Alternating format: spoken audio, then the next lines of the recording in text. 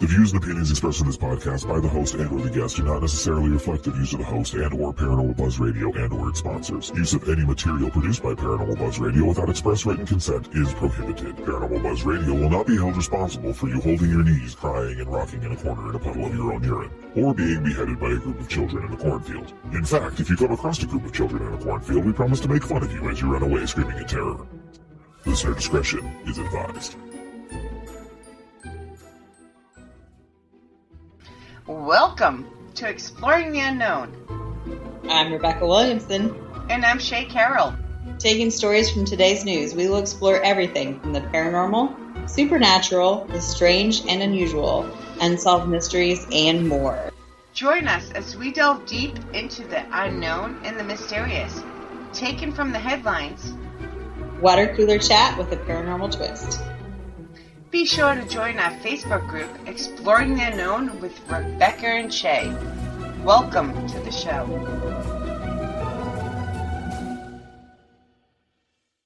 Hey, Darren, how's it going? Hey, Rebecca, how you doing? Welcome. Welcome everybody to the show today, and go to part 2. Part 2. What are we talking about again? I got Darren conned into coming back to talk about this article again. This one is the top 19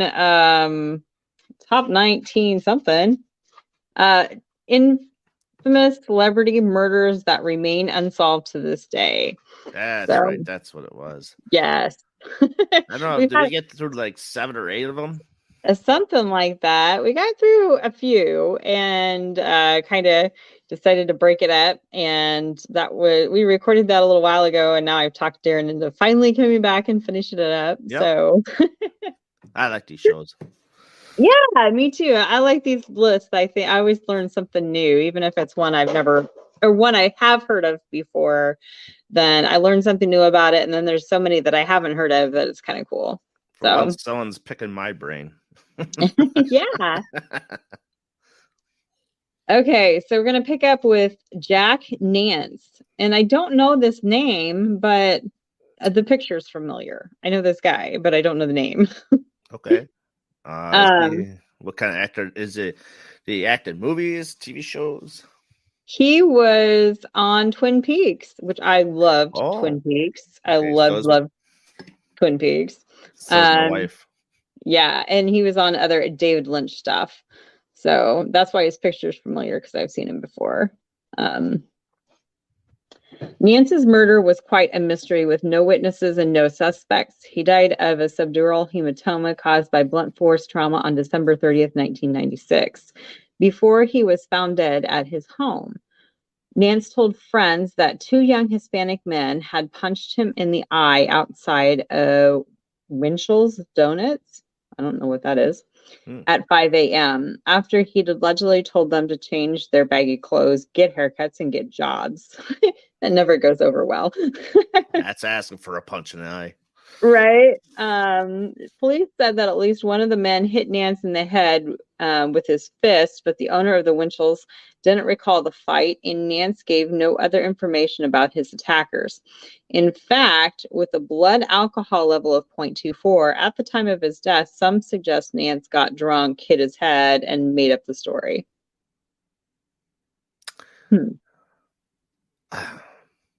I could see that happening. Yeah. But if because no one's going to, if he is, talking to people and making snotty remarks like that. But it all depends if there was a direct blow and show where the actual.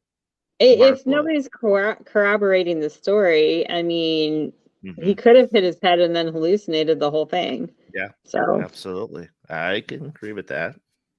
Anything happens when you're pissed drunk. True story. William Desmond Taylor. I don't know this guy at all. I don't know. And he's known for silent film directing, which explains why I've never heard of him. So we're talking like way back in the 20s and 30s? Yeah, Taylor was a successful silent film director who debuted with The Awakening in 1914 and worked in Hollywood until his 1922 murder. He was found shot in the back in his home on February 2nd, 1922, though when he was discovered dead, an alleged doctor, in quotation marks, claimed he had died of natural causes. Well, he can't mess up a gunshot wound, so I would Well, have to say a mob would have to be a part of this one. I was gonna say it's kind of hard to prove natural causes with a gunshot wound, but anyway, several suspects were listed, including two of Taylor's butlers. Oh, the butler with the candlestick in the drawing room or something. There's a clue. There is a clue. One of whom used a fake Cockney accent and had run off with Taylor's money. Young actress Mary Miles Minter's mother became the prime suspect as she disapproved of her teenage daughter's relationship with Taylor. I can kind of see your point. Mm-hmm. Additionally, she had threatened another director before for making a pass at Mintner, and Mintner's nightgown and a love note from her to Taylor were found in Taylor's apartment after the murder. According to director King Vider, Mintner had insinuated that her mother was the one who murdered Taylor after she found Mintner with him in his apartment. Mintner also has an unpublished autobiography in which she claims her mother is the culprit. However, no arrests were ever made. So he gets shot. Someone runs off the money. It sounds like a made-for-TV movie. Lifetime calling you right now. Right? Exactly.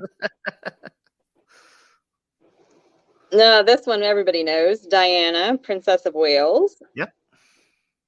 Known for being a member of the British royal family, as if we didn't know that. Mm-hmm. On August 31st, 1997, Diana was fatally injured in a car crash in the Pont de Lama, I don't know, road tunnel in Paris, France.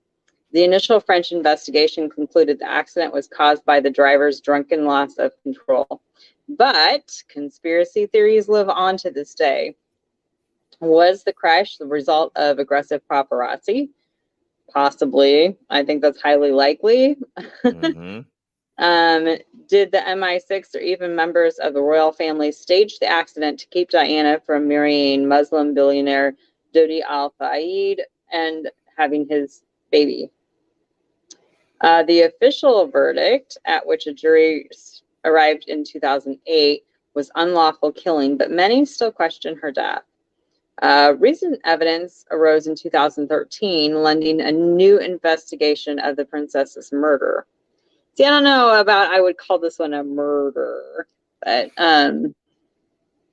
researchers believe the crash was a plot planned by MI6 with help from the British military. A former SAS soldier claims he worked on an assassination team called the Increment and has offered sensitive files to the police. Another former SAS soldier claims he told his in-laws that the regiment was behind the assassination, which was the story that he had reopened can of worms in the first place. Another story has recently surfaced suggesting that the car's brakes may have been tampered with beforehand. Francois Levistry witnessed the car crash, saying a white flash of light occurred right in front of Princess Diana's car, which caused the crash. He then saw a motorcycle passenger get off, inspect the car, and make a hand gesture to the motorcycle driver before getting back on and speeding away.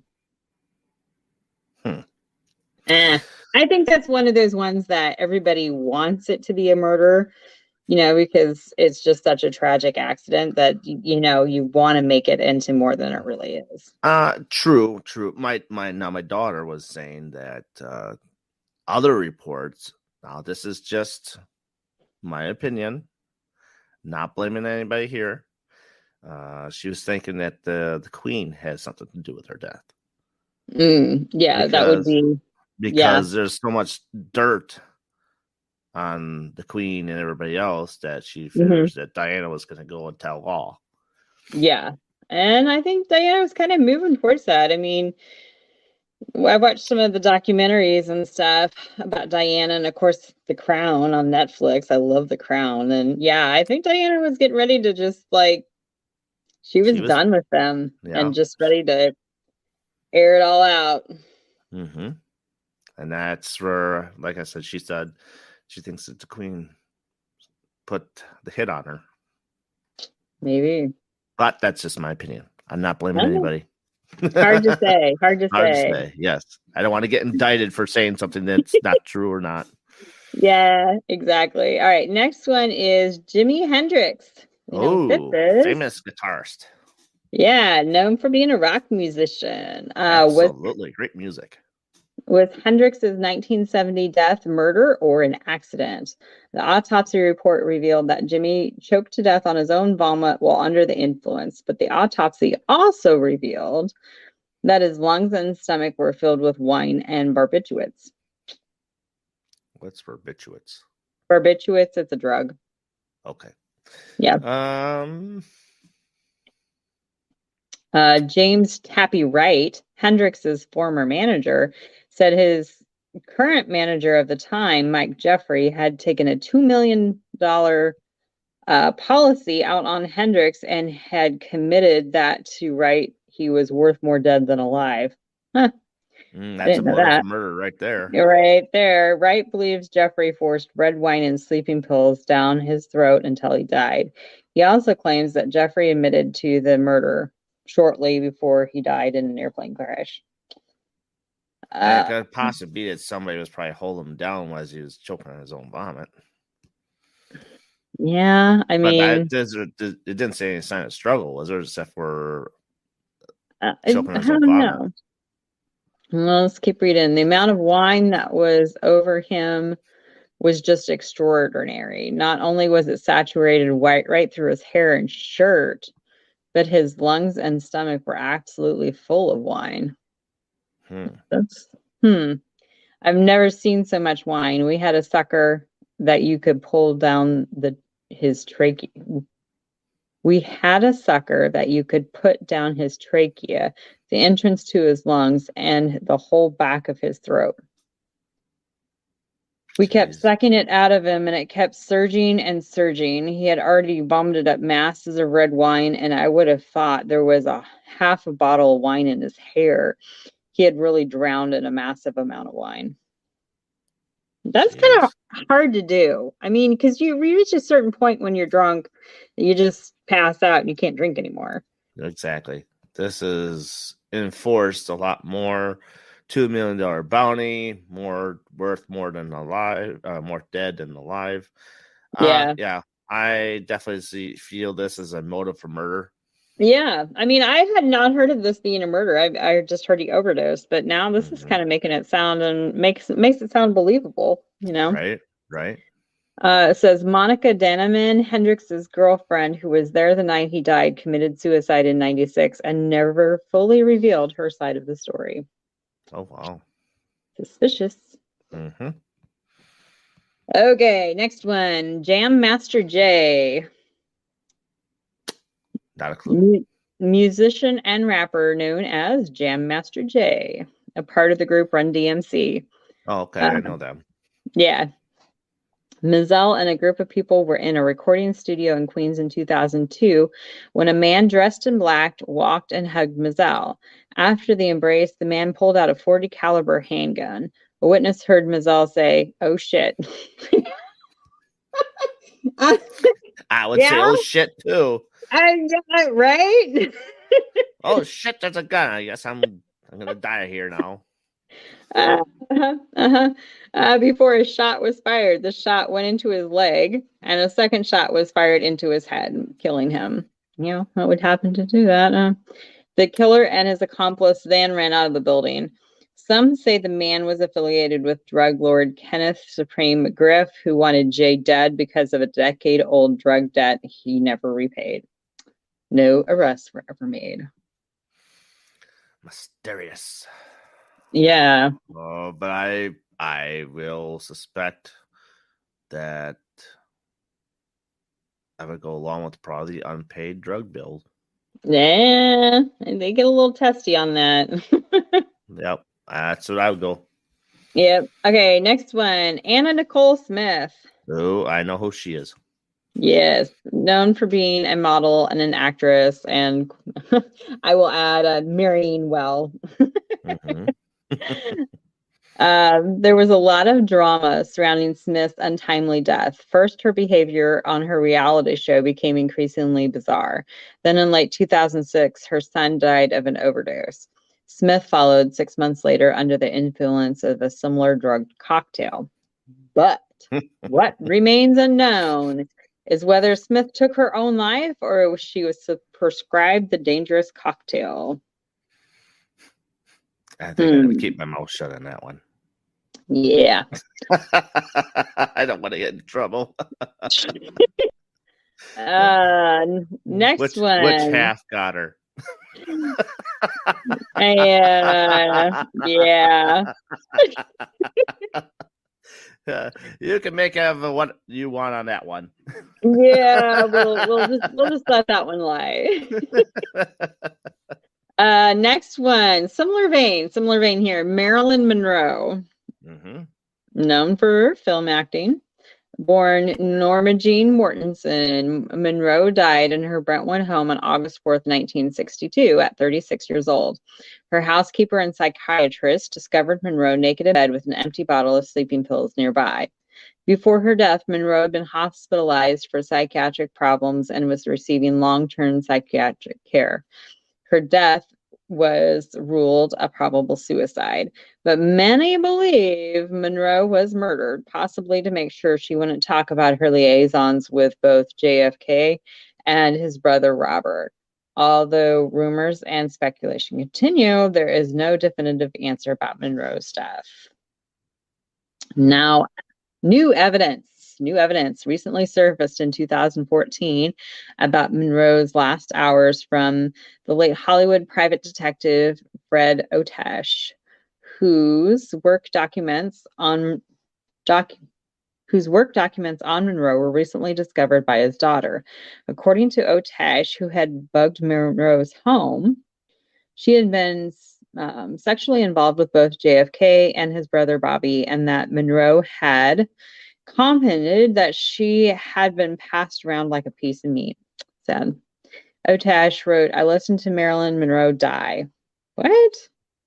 In his notes, he recorded that she had been in a heated argument with Kennedy's about being passed between them like a piece of meat, when he then said she was really screaming and they were trying to quiet her down. She's in the bedroom and Bobby gets a pillow and muffles her on the bed to keep the neighbors from hearing. She finally quieted it down, and then he was looking for a way to get out of there. Otesh later discovered that Marilyn had died. In his notes, his notes don't contain any additional information about what he discovered at Monroe's apartment, nor were the tapes recording her encounter with the Kennedys ever discovered. They probably paid him some pretty good money for that. He also had a red filing cabinet that contained his most sensitive information, but was removed from his house by his lawyer after he died. The contents were never seen again. I'm going to say that is a definite murder, not a suicide. And I'm going to say it's a struggle between brothers that wanted the same lady, and one smothered her to death. Yeah, I think that story sounds incredibly believable. I think everybody has speculated about that being an actual murder instead of a suicide for a long time. So yep, and the way it sounds like, the way it read, it sounds like Robert is the one that committed it and ditched. It kind of sounds like that, and I think I read somewhere that they know he was in the area for sure. Like his alibi is not tight. Yeah, he didn't have a good alibi. He was definitely in the area. So, and I wonder if they even got the fingerprints off the pillow. That I think, like I said, I think it smothered her. Yeah.